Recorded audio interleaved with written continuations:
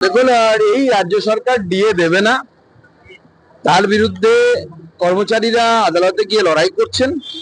তাদের সাথে আমাদের পূর্ণ সমর্থন আছে। ভারতীয় জনতা পার্টি সরকার এই কয়েক মাস পরে গঠন হতে চলেছে। সেই সরকার এসে কেন্দ্রীয় হারে ডিএ দেওয়ার ব্যবস্থা আমাদের রাজ্যের কর্মচারীদেরকে করবে। প্রায় 70 লক্ষ নাম বাদ যেতে চলেছে এবার। এসআইআর প্রক্রিয়ার 70 লক্ষ নাম প্রায় বাদ যেতে চলেছে। একই সঙ্গে যে চূড়ান্ত তালিকা প্রকাশের দিন সেটাও সম্ভবত পারে চলেছে। দেখুন, নির্বাচন কমিশনের ব্যাপার, এর মধ্যে তো আমরা কিছু বলতে পারবো না। আমাদের বক্তব্য খুব স্পষ্ট। আমরা চাইছি ত্রুটি মুক্ত ভোটার লিস্ট যেন হয়। ত্রুটি মুক্ত মানে কি, কোনো অনুপ্রবেশকারী নাম যেন না থাকে, আর কোনো ভারতীয় যেন বাদ না যায়, জাতি বর্ণ ধর্ম নির্বিশেষে। গুজরাটের যে এসআইআর হয়েছে তাতে প্রায় 13% বেশি, 68 লক্ষ নাম বাদ। হ্যাঁ, সেটা সব জায়গাতেই বাদ যায়। আপনারা এর আগের যে এসআইআর হয়েছিল বামফ্রন্ট সময়ে, সেই সময়কার বামফ্রন্টের রাজ্য সম্পাদকের বক্তব্য শুননি, তখন প্রচুর নাম বাদ গেছিল। এটা অত্যন্ত স্বাভাবিক। এই এত বছর পর পর হচ্ছে, তো 2002-03 হয়েছিল, তারপরে এই হচ্ছে। এত বছরে যারা মারা গেছেন, যারা শিফটেড হয়ে গেছেন, ওই এক রাজ্য থেকে অন্য রাজ্যে চলে গেছে, তাদের নাম তো বাদ যাবে, অত্যন্ত স্বাভাবিক।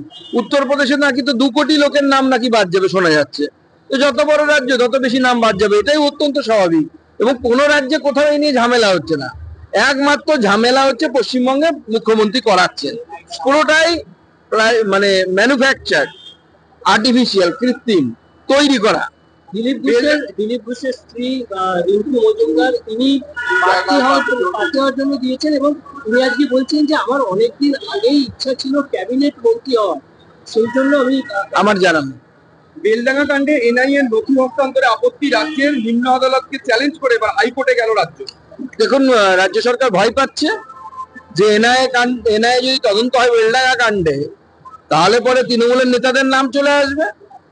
ভয়ে আছে, ভোটের আগে কান ধরে করে সব কটাকে ঢোকাবে এনআইএ জেলের ভেতরে। সেই ভয়ে ভোট অব্দি আটকানোর চেষ্টা করছে। আদালতকে আমরা অনুরোধ করব, ভোটের আগে যেন রায় আসে, এবং তৃণমূল কংগ্রেসের সেই সমস্ত নেতারা যারা এই ধরনের দাঙ্গাবাজি গন্ডগোল করেছিল, তাদেরকে যেন জেলে ঢোকানোর ব্যবস্থা হয়। ভোটের আগে দেখি যে মিমে তৃণমূল ছেড়ে মিমে মানে জয়েন করার হিড়িক পড়ে গেছে, এবং মিমের জনপ্রিয়তা সংখ্যালঘু ভোট ব্যাংকে কি তৃণমূলের ভাঙন ধরালো? দেখুন, আমি আগেই বলেছি, যত রেডিকালাইজেশন করার চেষ্টা করবে তৃণমূল কংগ্রেস, অর্থাৎ মুসলিম সম্প্রদায়ের মধ্যে উগ্র সাম্প্রদায়িকতা যত বাড়ানোর চেষ্টা করবে যে কোনো রাজনৈতিক দল, শুধু তৃণমূল নয়, তার লাভ সাময়িক হবে, দীর্ঘস্থায়ী লাভ হবে না। কারণ আমরা মুম্বাইয়ে দেখলাম কর্পোরেশনের ভোটে কংগ্রেসকে যারা ভোট দিত, কংগ্রেস তাদেরকে তোষণ করত। এই তোষণ এবং তুষ্টিকরণের একত্রিত ফল কি হলো? নতুন একটি রাজনৈতিক দল হলো ইসলামিক পার্টি, নাম তার ইসলাম পার্টি। সব কংগ্রেসের সাপোর্টাররা শিফট করে সেই ইসলাম পার্টিতে চলে গেল, কংগ্রেসের হাতছাড়া হয়ে গেল।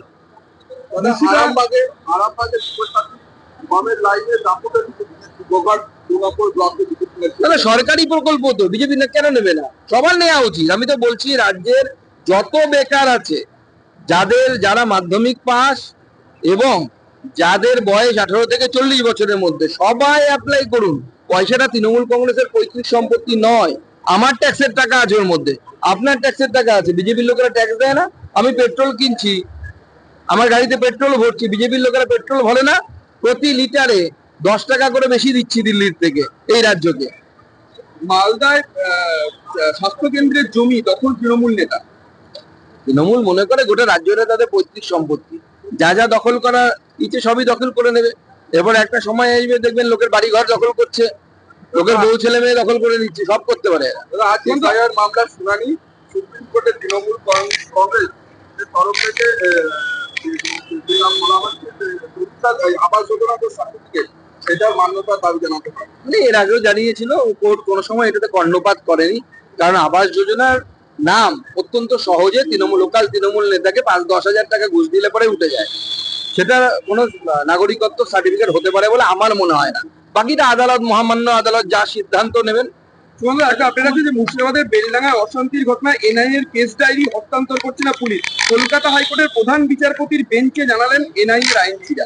এনআইএ এর আইনজীবী কোর্টে জানিয়েছে, কোর্ট কান ধরে করাবে এটা তো এমনি সোজা হাতে তো সোজা আঙুলে তো ঘি ওঠে না পশ্চিমবঙ্গে। পশ্চিমবঙ্গে আঙুলটা বাঁকা করতে হয়, এটাকে বাঁকা করেই করতে হবে, কোর্টকে বলতে হবে কান ধরে দেওয়ার জন্য।